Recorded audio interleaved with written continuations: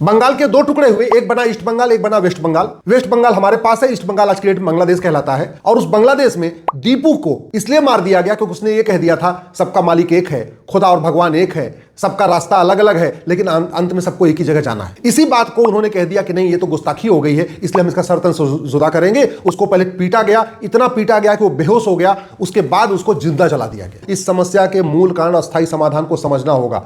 बातें करने से कुछ नहीं होगा, फोटो शेयर करने से कुछ नहीं होगा, जागो हिंदू जागो कहने से कुछ नहीं होगा। इस समस्या का अस्थायी समाधान करना होगा। हमारे यहां से तो बढ़िया अमेरिका और कनाडा और ऑस्ट्रेलिया के सांसद जब कम से कम खुल के बोल तो रहे। हमारे यहां हुआ तो मतलब ये देखा जा रहा है कि अच्छा पार्टी का क्या स्टैंड है, पार्टी के स्टैंड के हिसाब से बात करेंगे। एक बात और याद रखिए, बांग्लादेश के हिंदू एक है फिर भी सेफ नहीं है, बांग्लादेश के हिंदू बटे नहीं है फिर भी कट रहे हैं। जानते हैं क्यों? क्योंकि वहां घट गए हैं और भारत में भी लगातार घट रहे हैं। इस घटने को अगर नहीं रोका गया तो फिर वही होगा जो बांग्लादेश में दीपू के साथ हुआ है, क्योंकि बांग्लादेश में हिंदुस्तान था।